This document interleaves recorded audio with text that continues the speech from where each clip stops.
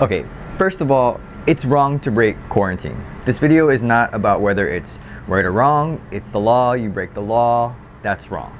Instead, this video is about trying to get into the minds of the people who do break quarantine, because I can't figure out why anyone would still come to Hawaii knowing that you'd have to spend 14 days in a hotel room. So we're getting roughly 300 to 400 visitors per day, and that doesn't include any local residents or people moving here.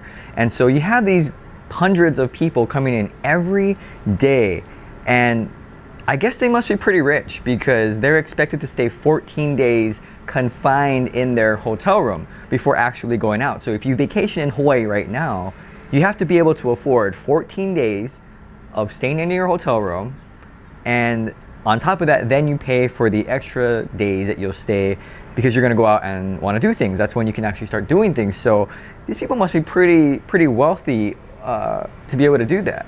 Also, I know that the quarantine applies to local residents as well, but this video is not gonna be about them. It's just gonna be about the tourists, because talking about local residents trying to quarantine, that's a whole nother issue.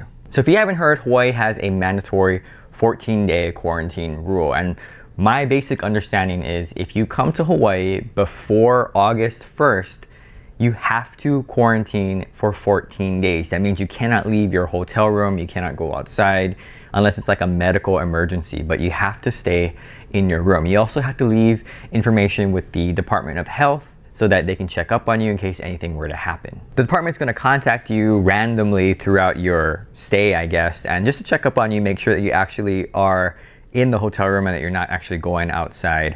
And once your 14 days are up and you spent stuck in the hotel room, then you can go outside and enjoy Hawaii. Again, my understanding is the penalties for this are up to a year in jail and a fine of up to $5,000. And as you can expect, enforcement on this is so difficult and challenging. I think even in the beginning, it was an honor system that the visitors would say they would do it, and that was it. And you can imagine how successful or unsuccessful that was. However, there have been some arrests made, 21 since March 26th. So that's something. And most of those people, they got caught either because they posted things on social media, or a neighbor or some observer called in that they weren't quarantining, and then they got in trouble. But again, I'm trying to understand why people would still come to Hawaii knowing this. Maybe I'm missing something, maybe it's something that I don't get. So this video is me kind of trying to talk out in my mind and reason why people would do this, to try and step into their mind, because to me, if you have to stay indoors for 14 days before you can start a vacation, why would you want to go to that place? I mean, that was sort of the idea, right, when Hawaii set this up, to dissuade visitors from coming. But clearly, I don't think that is necessarily working, but I'm just trying to understand why people would continue to come. And we're going to see this continue, I think, up until August 1st. And then from there, when rules start to change, there'll be a lot more people who are going to come to Hawaii, which is fine as long as they listen to the rules. And I understand that some people make accommodations and they can't break those accommodations. So they come here because they made plans or they've been saving up for a while. This is what they want to do for a while, but still, I just don't get it. And I want to make it very clear that I'm not advocating that people break quarantine. That's not what this video is about.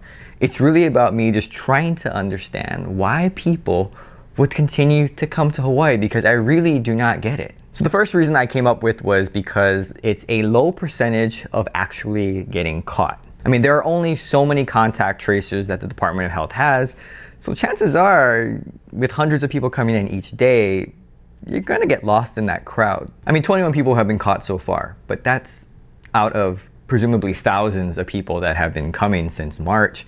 So you figure 21 people out of thousands, those are pretty good odds. And as long as you don't post anything on social media, chances of getting away with it, I suppose, are even greater. And again, this isn't to say that more people will not get caught in the future. They're gonna bring in more contact tracers, which will mean that enforcement will probably get a little bit better. But in August, when things change, I hope that the contact tracers are there to just provide some sort of general enforcement, because once we open Hawaii up, it's gonna be really hard to keep track of all these people. Second reason I came up with was it's a cheaper vacation. Okay, now this reason actually makes a little bit more sense and something that I can actually understand. Doesn't make it right, but I can at least understand why they would want to come here during this time. See, right now in the summer, it's Hawaii's peak season. That means tourists are supposed to be coming here by the hundreds of thousands, and prices are pretty expensive.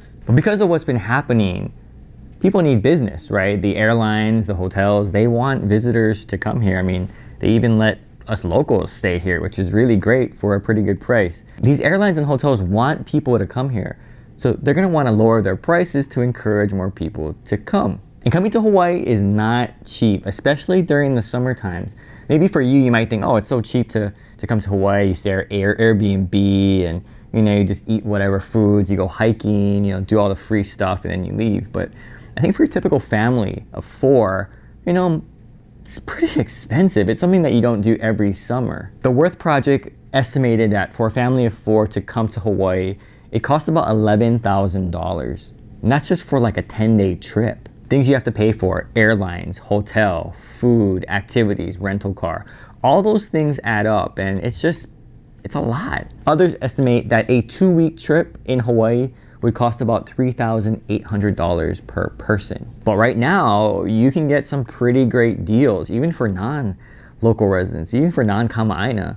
The rates are actually pretty good. I mean, the flights are cheap, and the hotels are very empty and they are ready for some business. So if there was ever a time to have a cheap Hawaii vacation, it's right now. It's unlike anything we've seen before. It doesn't mean you should come, but if the financial reason is a reason why people are trying to sneak a vacation in here, then at least I can kind of understand. All right, and the third reason that I could come up with is that Hawaii is less crowded. So Hawaii is receiving about 0.5% of what it normally receives in terms of tourists.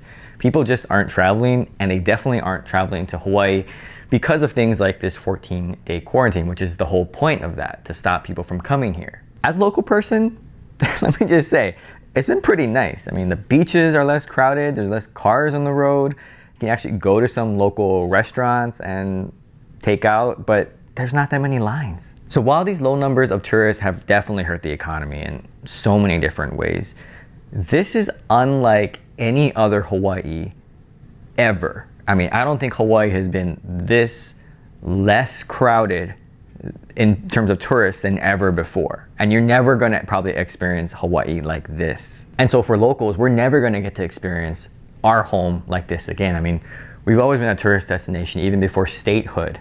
And now with all the tourists gone, it's kind of like pretty nice. But the thing is, for tourists who decide to come here, this is also like a Hawaii that they will never experience. I mean, imagine being able to go to Disneyland and only 1% of the visitors that are normally there are in the park, and you're able to somehow sneak in there and experience Disneyland.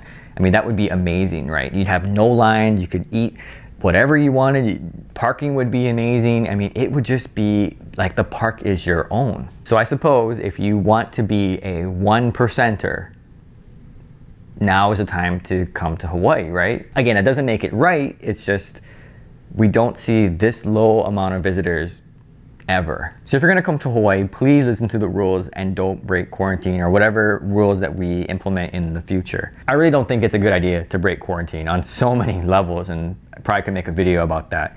But after kind of, I guess, talking out my thoughts in this video and trying to put myself into the place of a tourist, I guess I could see why someone would want to come to Hawaii knowing that the quarantine is there, and yet you're just gonna break it anyway. So if you're gonna break quarantine, I hope that I could talk you out of it. But if I can't, I just wanna leave you with one thing. Please remember that Hawaii is not a theme park for other people's amusements. We're not just animatronic robots who are here to entertain and serve tourists. Actual people live in Hawaii. I mean, Americans live in Hawaii. And so I hope that you would show us that respect by listening to the rules that we do have. And when it comes time for you to decide whether or not you want to come to Hawaii when things kind of open up, I hope that people take it seriously in terms of getting tested or wearing masks because we're an island, and if people come here, are sick, spread the disease, and then leave, we can't go anywhere. We're stuck.